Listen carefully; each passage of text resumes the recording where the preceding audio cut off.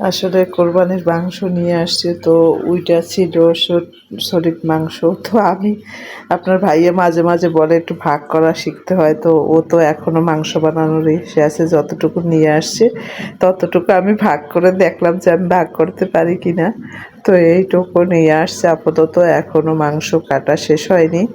তো ভাবলাম যে এতটুকুই ভিডিও করি আপাতত, তারপর না হয় পরেরটা পরে দেখা যাবে যদি পারি ভিডিও করতে।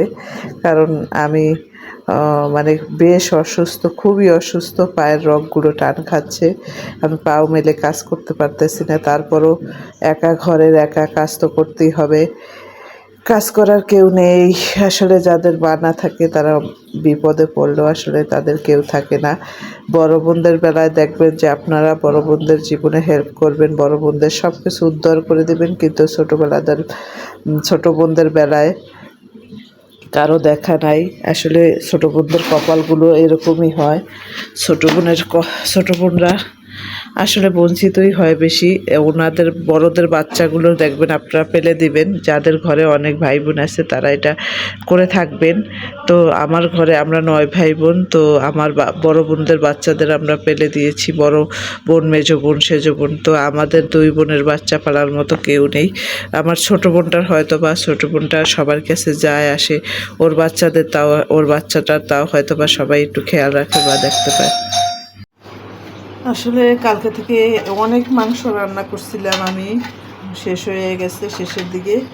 তো আজকে আমি এত গরুর মাংস রান্না করে, আল্লাহ, কোরবানির গরুর মাংস এত রান্না করছি, এত কষ্ট করছি। আপনারা জানেন আমি অসুস্থ, পায়ে প্রচণ্ড ব্যথা, মাজা দিয়ে দাঁড়াইতে পারি না। তারপরও সংসারে আমি একা, তো আমার কাজ আমাকে করতে হবে। তো আমাকে করতে হয়, কষ্ট করতে হয়, কারণ ঘরে নিজের সন্তানরা খাবে। কোরবানির মাংস যদি একটু না খায় ওদের ভালো লাগবে না। তো আমি কষ্ট করে কালকে মুরগি রান্না করছি সকালে, তারপর গরুর মাংস নিয়ে আসার পর ভাত করার পরে আমি গরুর মাংস রান্না করছি। তো এই যে তো গরুর মাংস দেখেন, কত বছর আমি মন ভরে গরুর মাংস খাইছি। এবছর আমি কয়েক পিস খাইছি মাত্র, আজকের ভয়ে খাই নাই, কালকে খাইছি একটু, আজকে ভয়ে খাই না। মনে করেন যে আপনারা জানেন যে আমার কোলেস্টেরল বেশি, তো আমার একদম গরুর মাংস খাওয়া নিষেধ। তারপরও লোভে মানে না, একটু খাইতেই হয়, না খাই পারি না, একটু খাইছি। তো আজকে এটা, তারপর আবার এই যে পোলাও রান্না করছি ছেলেদের জন্য, পোলাওটাও এই যে ছেলেরা খাইছে, 2 ছেলে, ওর বাবাও ভাত খাইছে। আমি মোট কথা এখনও কিছু খাইনি, আমি একটু সালাদ খাইছি। তো সকালে রুটি দিয়া মনে করেন গরুর মাংস খাওয়াইছি রুটি দিয়া, তারপর মনে করেন যে সকালের খাবার খাওয়ার পরে দুপুরে তো পোলাও আর মাংস। তো এখন আমি একটু খাবো, দেখি কি খেতে পারি। এই তো আল্লাহ যদি করে একটু সালাদ দিয়ে একটু খাই, লোভে মানে না। বিসমিল্লাহ।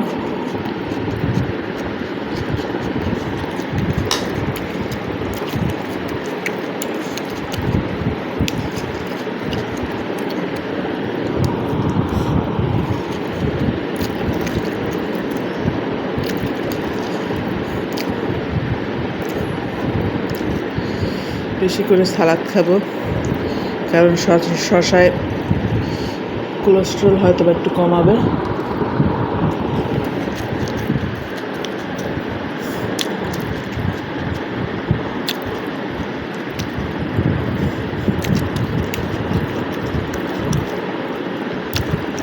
হাঁটুতেও ব্যথা, ক্যালসিয়ামের সমস্যা, মানে পায়ে ব্যথা।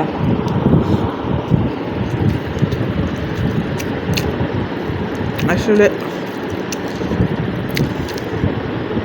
এখন অসুস্থটাই বেশি থাকি সুস্থতার থেকে। তো সবাই দোয়া করবেন যেন আল্লাহ সুস্থ রাখে আমাকে। আর আপনাদের সাথে ভালো ভালো ভিডিও আপলোড দিতে পারি।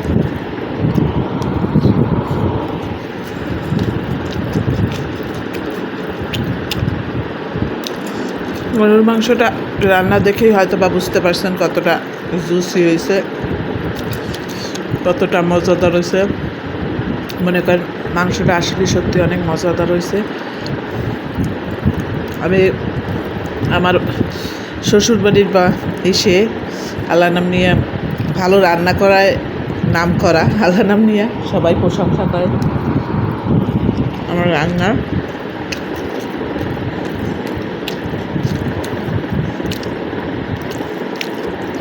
সবাই আল্লাহ নাম নিয়ে প্রশংসা করে রান্না বান্নার।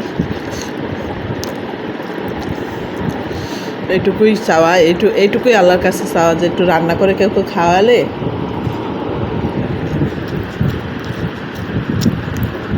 সবাই প্রশংসা করবে। আমি সালাদ দিয়েই ভাতটা শেষ করব, আর মাংস নেব না, সালাদ দিয়ে খাবো। আসলে প্রত্যেক বছর কোরবানি দিতে গিয়ে যখন কোরবানির মাংস ভাগ করি তখন মনটা খারাপ হয়ে যায়, কারণ সবাইকে চাইলে সব মানুষকে চাইলে মাংস দিতে পারি না।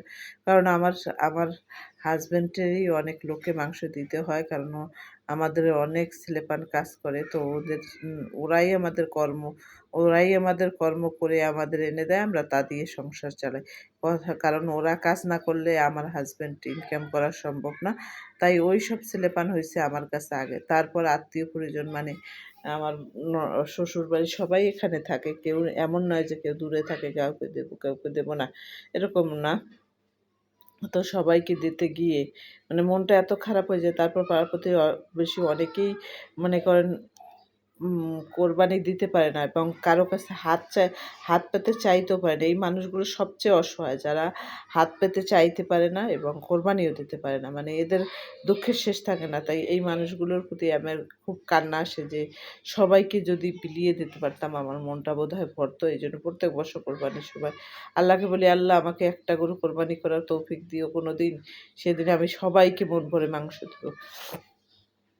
মনে করেন তো দোয়া করবেন যেন যাতে আমরা কখনো হইলেও একটা গরু কোরবানি দিই। আপনাদের ভাইয়া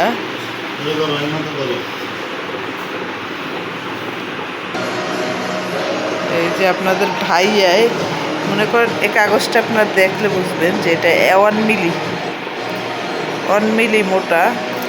এইটাই কিনে নিয়ে আসছে সে অনলাইনে, এখন সেই সাজাইতেছে। তার ঘর কেমন লাগে আপনারা দেখতে থাকেন কিভাবে সাজায় সে। তো দেখুন, কারণ সে যে জিনিসটা কিনবে ওটা নিয়ে সেই গবেষণা করবে, তাই তার কেমন লাগে সে সেভাবেই রাখবে। আমার কোনো কথা শুনবে না, তাই আমি কিছু বলিও না। আপনাদের ভাইয়েই করুক, আমি শুধু ভিডিও করি। আপনার ভাইয়েই তার মন মতো রাখুক, তার ঘর সে সাজাবে, আমি দেখবো খালি চাই, বুঝছেন? সে এই ঘরে যত ফার্নিচার দেয় নয়, আমি একটাও ডিজাইন করি না, সব করে। আমি খালি তাকাই দেখি আমার জামাইয়ের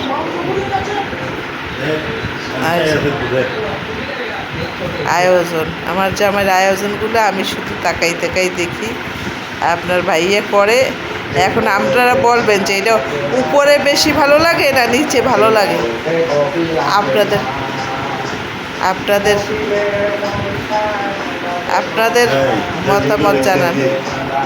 আপনাদের মতামত জানান কেমন লাগে। মানে সাজা ওইগুলো দাও, ডেকোরেশন করো।